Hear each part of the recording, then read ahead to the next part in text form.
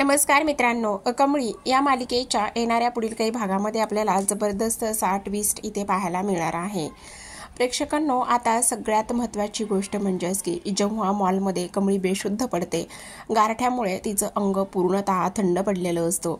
मॉलमध्ये एसी असतो आणि त्यामुळेच ती पूर्ण गार पडलेली असते आणि त्याचबरोबर ऋषीसुद्धा तिच्याबरोबर असतो। आता ऋषीने इथे कमळीचा विचार करूनच तिला दोन्ही हातावरती उचलून हॉस्टेलवरती आणलेलं असतं। जेव्हाच तो दोन्ही हातावरती उचलून तिला घरी घेऊन येत असतो, तेव्हा सगळ्या ज्या मुली आहेत त्या इथे ऋषीकडे पाहतच असतात आणि त्यासोबत ऋषीने असं कमळीला दोन्ही हातावर उचलून आणल्यामुळे इथे त्याच वेळेला ऋषी आणि कमळीचा फोटो क्लिक झालेला असतो। आता हे सगळं कोणी केलेलं आहे महाभारत, तर हे सगळं काही इथे कामिनीचा हा सगळा काही कराधराया असतो आणि जेव्हा त्या दोघांचा असा फोटो इथे काढलेला असतो, त्या फोटोचाच इथे कामिनीने गैरफायदा घेतलेला असतो, त्याचा गैरवापर केलेला असतो आणि त्यामुळेच ऋषीला अक्षरशः त्याची नोकरी रिझाईन करायला लागलेली असते।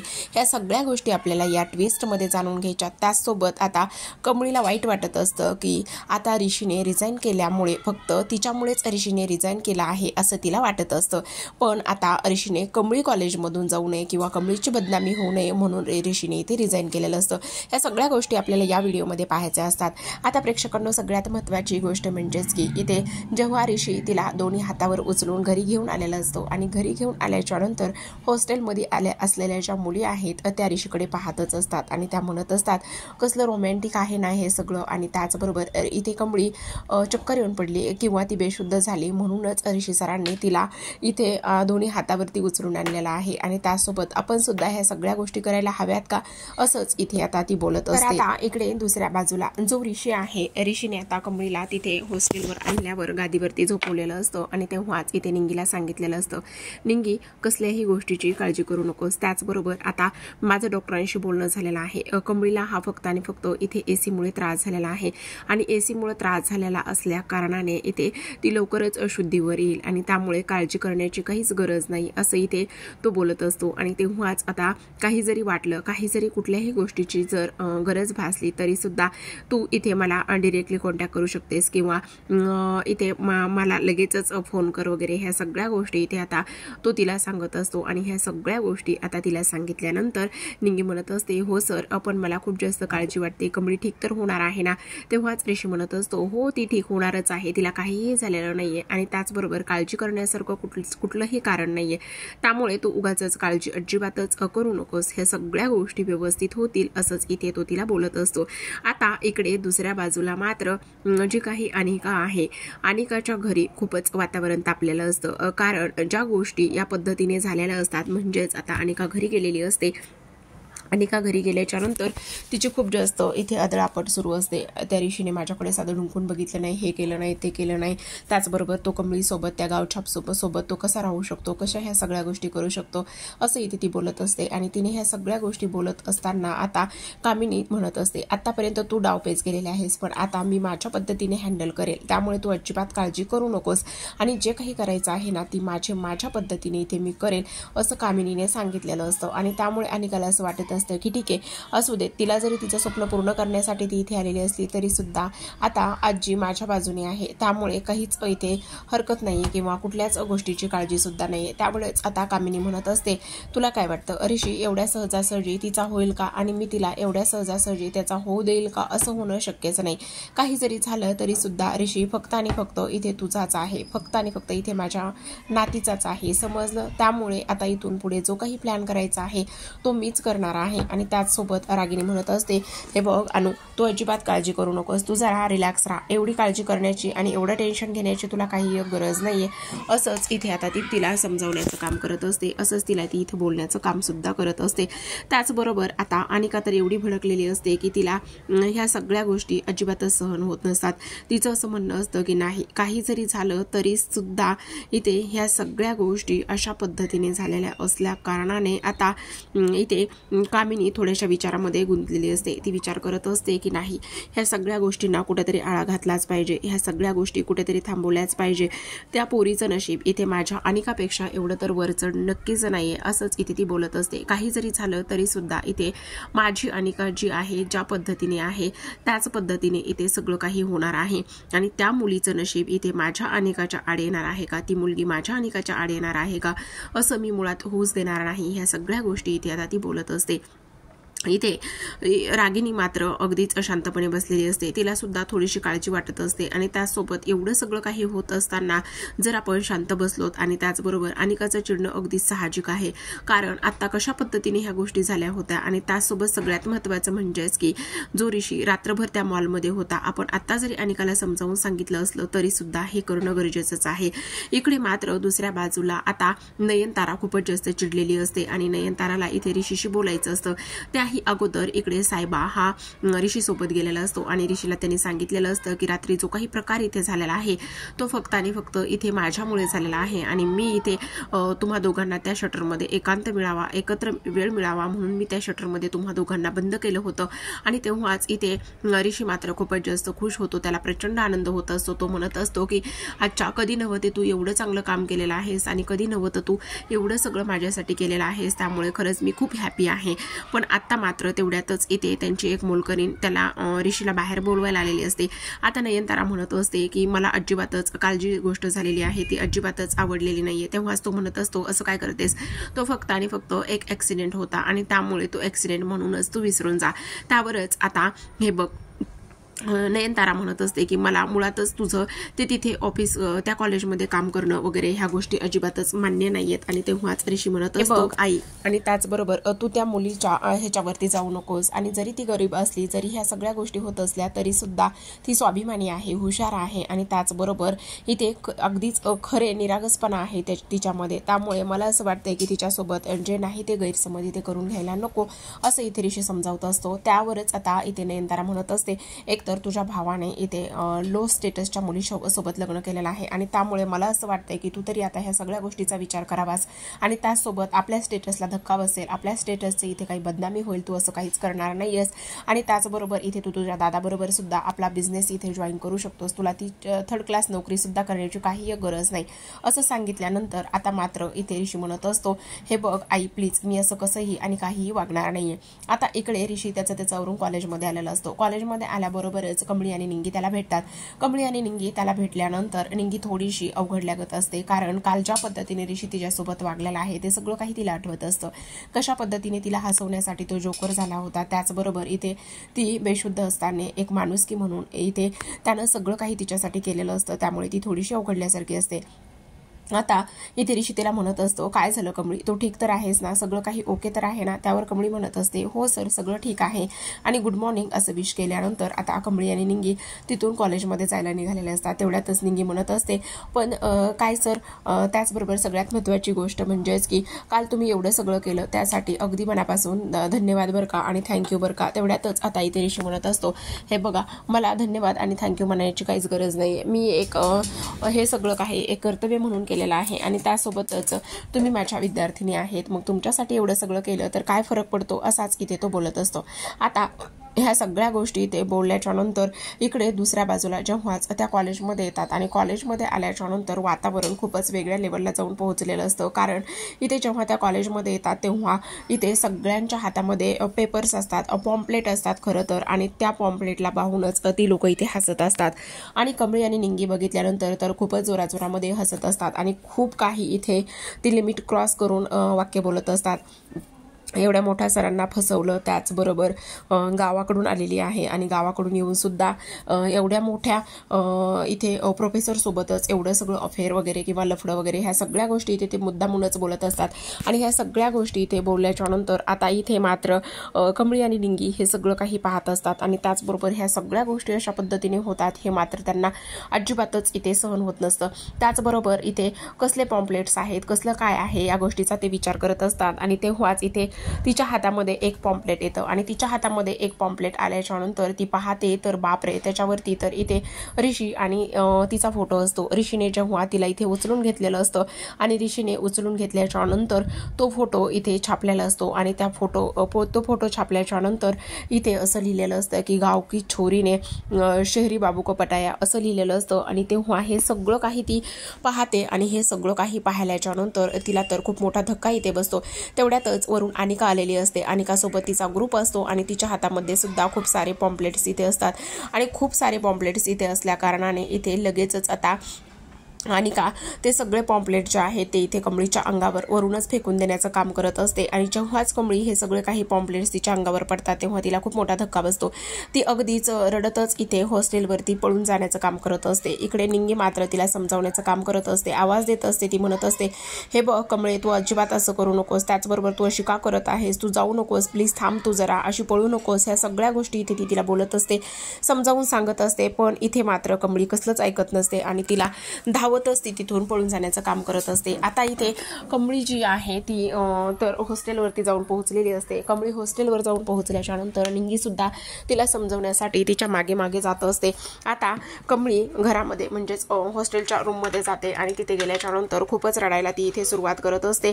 एवढी रडत असते तर त्यावर आता तिला निंगी इथे समजावत असते. ती म्हणत असते, प्लीज तू जरा शांत बस ना. त्यावरच आता हे गावाकडची लोक अशीच आहेत आणि तू काळजी करू नकोस ना. आता इकडे दुसऱ्या बाजूला हे सगळं ह्या पद्धतीने झालेलं असल्या कारणाने यामध्ये ऋषी सरांची काहीच चूक नाहीये. उगाचच मुद्दाम ऋषी सरांना ह्यामध्ये ओढलं जाते आणि त्यासोबतच मला त्यांच्याशी बोलायलाच हवं असं इथे ती विचार करत असते. तेव्हाच ऋषीकडे जाते आणि ऋषीला म्हणत असते, सॉरी सर, हे सगळं माझ्यामुळे झालेलं आहे. ह्या सगळ्या गोष्टींमध्ये तुम्हाला उगाचच इन्व्हॉल्व केलं जाते. त्यावर ऋषी तिला म्हणत असतो, हे बघ, यामध्ये तुझी काहीच चूक नाहीये आणि तू ह्या सगळ्या गोष्टीकडे लक्ष देऊ नकोस. मला चांगलं माहिती हे कोणी केलं असेल म्हणून. आता कमळी तिथून निघून जाते आणि तेव्हा ती निघून गेल्याच्या नंतर साहेबा तिथे येतो आणि साहेबा तिथे आल्याच्या नंतर आता इथे साहेबा म्हणत असतो, हे बघ, हे सगळं मुद्दामून केलेलं आहे आणि त्यासोबत मी उगाचच तसं केलं आणि मी तुम्हाला आतमध्ये ठेवायलाच नको होतं, माझ्यामुळे हे सगळं काही झालेलं आहे असं इथे तो बोलतो. आता तेवढ्यातच इथे ऋषी त्याला समजावून सांगण्याचं काम करत असतो. तो म्हणतो, हे बघ, नाही, अजिबात तसं काही नाहीये, हे मुद्दामून तर गेलेलं आहेच, पण ह्या सगळ्या गोष्टींमध्ये इथे आता जी कमळी आहे तिला काही त्रास होता कामा नये असंच इथे तो बोलत असतो. आता ह्या सगळ्या गोष्टी ज्या आहेत त्या प्रिन्सिपल समोर पर्यंत गेलेल्या असतात. आता लगेचच इथे कामिनीने प्रिन्सिपलला फोन केलेला असतो आणि कामिनीने प्रिन्सिपलला फोन केल्याच्या नंतर काही गोष्टी सांगितलेल्या असतात की म्हणत असते की त्या पॉम्पलेटमुळे तुम्ही एवढा बाऊ करायचा आहे आणि त्या पॉम्पलेटमुळे इथे आपल्या कॉलेजची बदनामी होऊ शकते असं चित्र उभा करायचे. आणि असं चित्र उभा केल्यानंतर आता लगेचच कमळीला इथून तुम्ही रेस्ट्रिकेट करायचं आहे आणि तिनं असं प्रोफेसर सोबत असणं, हे प्रोफेसर सोबत ह्या गोष्टी करणं हे शोभत नाही, हे सगळं तुम्हाला तिला सांगायचं आहे. आणि लगेचच आता ही गोष्ट जी आहे ती इथे आपल्या ऋषीच्या कानावरती जाऊन पोहोचते. ऋषीला तर खूपच मोठा धक्का बसत असतो. त्याला माहिती असतं की फक्त आणि फक्त इथे ती मुलगी शिकण्यासाठी आलेली आहे. ह्या सगळ्या गोष्टींमध्ये इथे तिची काहीच चूक नाहीये आणि उगाचच तिला ह्या सगळ्या गोष्टींमध्ये ओढलं जाते. मग काही जरी झालं तरी सुद्धा इथे तिला कसलाच त्रास होता कामा नये असाच तो इथे विचार करत असतो. तर इकडे दुसऱ्या बाजूला जेव्हा कमळीला ही गोष्ट इथे समजते की ऋषी सरांना इथे मला रेस्ट्रिकेट करणार आहेत किंवा त्याचबरोबर इथे ह्या सगळ्या गोष्टी झाल्यामुळे ऋषी सर सुद्धा थोडेसे अपसेट झालेले आहेत आणि हे सगळं काही होत असताना मात्र आता जेव्हाच इथे निंगी बाहेरून आलेली असते आणि निंगीने असं सांगितलेलं असतं की खरं सांगू का कमळे, खूपच मोठा इथे इश्यू झालेला आहे. तेव्हा ती म्हणत असते, काय? तर इथे झालेला प्रकार म्हणजेच की जेव्हाच आता इथे कमळीला रेस्ट्रिकेट करण्याचा विषय निघतो आणि तेव्हाच इथे जो ऋषी आहे तो ऋषी साहेबाबरोबर बोलून एक निर्णय घेत असतो. तो म्हणत असतो की नाही, इथे कमळीला शिक्षण हे मिळालंच पाहिजे. मग मी एक गोष्ट करतो, ती तर इथून जाणारच नाहीये, पण त्याहीपेक्षा सर्वात महत्त्वाची गोष्ट म्हणजेच की मी जर राजीनामा दिला तर मग काय होणार आहे. मी जर राजीनामा दिला आणि मी जर हे कॉलेज सोडून गेलो तर सगळं काही व्यवस्थित होईल. त्याचबरोबर इथे मी ह्याच पद्धतीने सगळं काही करतो आणि तसंही आईनं काय सांगितलेलं आहे की फक्त आणि फक्त इथे तिचा बिझनेससुद्धा सांभाळता आला पाहिजे. ह्या सगळ्या गोष्टी तर आई बोललेलीच आहे आणि त्यामुळे मग मी जर इथे रिझाईन केलं तर मग मला कमळीला हे कॉलेज सोडून जाण्याची काही सुद्धा गरज पडणार नाही असंच आता इथे तो बोलत असतो। आणि ह्या सगळ्या गोष्टी बोलल्याच्या नंतर आता तो प्रोफेसरकडे जातो आणि प्रोफेसरकडे गेल्याच्या नंतर लगेच स्वतःचं रिझाईन लेटर तो देत असतो। आणि रिझाईन लेटर दिल्याच्या नंतर ते प्रोफेसर म्हणत असतात, हे तुम्ही काय करत आहात? आणि तेव्हाच तो म्हणत असतो, मी अगदीच बरोबर करत आहे, कारण इथे तुम्ही जर कमळीला इथे रेस्ट्रिकेट करत असाल तर प्रोफेसर आणि त्यासोबत तिचं नातं जोडत माझं नातं जोडत असाल तर मग सगळ्यात महत्त्वाची गोष्ट एक आहे, आता मी ह्या शाळेमध्ये प्रोफेसर राहणारच नाहीये, मग तिला ह्या कॉलेजमधून बाहेर काढण्याचा काही एक संबंध नाहीये। आणि तेव्हा हे माझं रिझाईन लेटर आहे। तेव्हाच इथे प्रिन्सिपल म्हणत असतात, हे बघा तुम्ही असं करू नका। त्याचबरोबर सगळ्यात महत्त्वाची गोष्ट म्हणजेच की फक्त तुम्ही प्रोफेसर नाही आहात तर इथे तुम्ही सगळं मॅनेजमेंट पाहता। तेव्हाच इथे तो म्हणत असतो, ठीक आहे मी प्रोफेसर म्हणून रिझाईन करतो, एक टीचर नसेल पण मॅनेजमेंटचं मी पाहिल, मी अधूनमधून येत जाईल। आणि तसंही इथे माझ्यामुळे जर एखाद्याचं नुकसान होत असेल तर ते मला अजिबातच आवडणार नाही असंच इथे तो बोलतो। आणि ह्या सगळ्या गोष्टी बोलल्याच्या नंतर आता मात्र इकडे प्रिन्सिपलचा खूपच अगदीच त्यांना खूप जास्त टेन्शन आलेलं असतं की ह्या सगळ्या गोष्टी या पद्धतीने झालेल्या आहेत म्हणून। तर आता इकडे दुसऱ्या बाजूला सगळ्यात महत्त्वाची गोष्ट म्हणजेच की कमळीला हे सगळं निंगीने सांगितलेलं असतं आणि निंगी धावतच कमळी आणि निंगी धावतच आता इकडे ऋषीकडे जातात। आता ऋषीकडे कमळी गेल्याच्या नंतर ती म्हणत असते, सर हे सगळं माझ्यामुळे झालेलं आहे आणि त्याचबरोबर तुम्ही स्वतःची नोकरी का गमावताय आणि मला कोणाचंही पाप इथे माझ्यामुळे कोणाची नोकरी गेली हे पाप मला इथे नको आहे असंच इथे ती बोलत असते। आणि तेव्हा ह्या सगळ्या गोष्टी बोलल्यावर तो म्हणत असतो, एक मिनिट कमळी, हे असं काहीही होत नाहीये आणि त्याचबरोबर तुझ्यामुळे मी नोकरी सोडत आहे किंवा तुझ्यामुळे ह्या सगळ्या गोष्टी होत आहेत असं अजिबातच काही नाहीये। आणि त्याचबरोबर सगळ्यात महत्त्वाची गोष्ट म्हणजे समजावलेलं असतं, तो म्हणत असतो तू काळजी करू नकोस। आणि त्याचबरोबर आता इथे मला तू सर बोलायचं नाहीये, तू मला काय बोलायचं आहे तर फक्त आणि फक्त इथे ऋषी बोलायचं आहे। तेव्हा ती म्हणते, नाही मी असं नाही बोलू शकत। तेव्हा तो म्हणतो, मी आता कुठे सर आहे, मी तुझा टीचर नाहीये, मग तू मला इथे ऋषी नक्कीच बोलू शकतेस असं तो इथे बोलत असतो। आता मात्र अनिकाला ही गोष्ट इथे समजलेली असते की ऋषीने इथे रिझाईन केलेला आहे, त्यामुळे ती घरी येते आणि घरी आल्याबरोबरच नेहमीचीच तिची ती गोष्ट आदळापट करणं अँड ऑल हे सगळं काही ती इथे करत असते। आणि ह्या सगळ्या गोष्टी करत असताना मात्र धावतच इथे कामिनी आणि रागिनी येत असतात। रागिनी आल्याबरोबरच अन्नू बेबी काय झाले, तू अशी का करतेस, हे सगळं काय करत आहे आणि त्यासोबत अशी कशी तू करतेस। तेवढ्यातच आता ती म्हणत असते, मग काय करणार आहे, ह्या आजीचा तो प्लॅन सुद्धा इथे फ्लॉप झालेला आहे, आजीचा हा प्लॅन इथे फ्लॉप झाल्यामुळे सगळं काही झालेलं आहे। तुझ्या एक गोष्ट लक्षात येते का आजी, हे सगळं कशामुळे झालेलं आहे, तर इथे जो ऋषी आहे ऋषी सुद्धा इथे आता हे सोडून कॉलेज सोडून जाणार आहे आणि त्यासोबत तो प्रोफेसर राहिलाच नाही। मग मला सांग काय करायचं आहे, आणि तू असं वागलेली आहेस त्यामुळे ह्या सगळ्या गोष्टी झालेल्या आहेत, तुझा हा प्लॅन इथे फ्लॉप झालेला आहे। आणि तेव्हाच आता इथे ती म्हणत असते, नाही हा प्लॅन इथे फ्लॉप झालेला नाहीये आणि त्याबरोबर तू असा काय विचार करतेस। त्याचबरोबर सगळ्यात महत्त्वाची गोष्ट म्हणजेच की आता इकडे हा एक जरी प्लॅन फ्लॉप झाला तर प्लॅन बी सुद्धा इथे लवकरच स्टार्ट होत असतो असंच इथे ती बोलत असते। त्यासोबत आता इकडे दुसऱ्या बाजूला ऋषी हा कमळीला समजावून सांगण्याचं काम करत असतो। तो म्हणत असतो, हे बघ तू अजिबात काळजी करू नकोस आणि तसंही मी फक्त इथे टीचर म्हणूनच बंद झालेलो आहे किंवा मी प्रोफेसरचं रिझाईन केलेलं आहे, पण मी मॅनेजमेंटमध्ये आहेच आणि मॅनेजमेंटमध्ये मी असल्या कारणाने इथे मी अधूनमधून नक्कीच येत जाईन। त्याचसोबत मी अधूनमधून आल्यानंतर इथे मी तुला भेटू शकतोच, आपली भेट ही होतच राहणार आहे। पण आता मात्र इकडे कमळीला खूप जास्त वाईट वाटत असतं, तिला असं वाटत असतं की नाही हे सगळं काही इथे माझ्यामुळे आणि फक्त इथे माझ्यामुळेच झालेलं आहे, हे सगळ्या गोष्टीला मीच इथे जबाबदार आहे असं इथे तिला वाटत असतं। आणि त्याचसोबत ऋषी म्हणत असतो, नाही अजिबातच तसं होणार नाहीये, कारण इथे आता कमळी खूपच जास्त नाराज त्याला दिसत असते आणि त्यामुळे ऋषी हा मनातच म्हणत असतो की नाही काही जरी झालं तरी सुद्धा मी तुझ्या डोळ्यामध्ये हे अश्रू अजिबात पाहणार नाही किंवा तुला मी असं दुःखात अजिबातच पाहू देणार नाही किंवा राहू देणार नाही। काही जरी झालं तरी सुद्धा इथे मी फक्त आणि फक्त तुझ्यासाठीच हे सगळं काही केलेलं आहे। त्याचबरोबर इथे तुला आता कोणीच कॉलेजमधून काढणार नाहीये।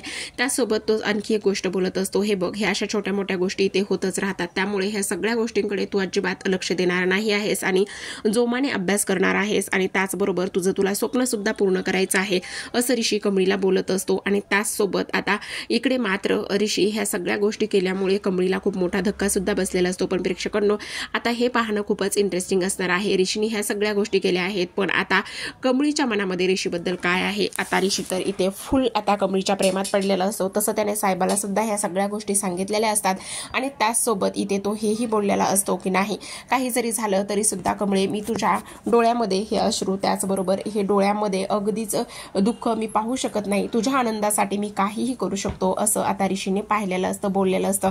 पण तेव्हा त्याला नयनताराचे ते शब्द आठवतात, आपल्या स्टेटसला शोभेल असंच तू सगळं काही करणार आहेस, कारण रोहितने आपल्या इथे स्टेटसला न शोभणारी मुलगी आणलेली आहे, त्यामुळे तुला आता काय करायचं आहे हे तुझ्या हातात आहे. असंच आता ऋषीला ते सगळं काही नयनताराचं बोलणं आठवत असतं. आणि त्यासोबतच त्याने आता तर कमळीच्या प्रेमात पडून कुठली चूक तर केली नाहीये ना. आणि त्यासोबत आता जेव्हा पण नयनताराला समजेल की ही कमळी जी आहे ती कमळी साधीसुद्धी मुलगी नाही, तर ती अन्नपूर्णाची नात आहे, मोठी नात आहे, तेव्हा मात्र हे सत्य समोर आल्यानंतर मात्र काय धमाका होईल. आणि त्याचबरोबर ऋषीचं कमळीवर असलेलं प्रेम हे अनिकाला, नयनताराला, त्यासोबत रागिनी आणि त्याचबरोबर कामिनीला समजेल, तेव्हा मात्र कुठला गौप्यस्फोट होतोय आणि मालिकेला कुठलं वळण येतंय हे पाहणं खूपच इंटरेस्टिंग आणि रंजक असणार आहे. तर प्रेक्षकांनो, अशाच नवनवीन मालिकाचे जबरदस्त असे ट्विस्ट जर जाणून घ्यायचे असतील, पाहायचे असतील, तर नक्की तुम्ही आपल्या चॅनलला सबस्क्राईब करा आणि असे छान छान एपिसोड, असे छान छान ट्विस्ट एन्जॉय सुद्धा करू शकता. तर भेटूयात पुन्हा एका याच्या पुढील नवीन ट्विस्ट सोबत. तोपर्यंत पाहत रहा कमळी. व्हिडिओ पाहिल्याबद्दल तुम्हा सर्वांचे अगदी मनापासून धन्यवाद.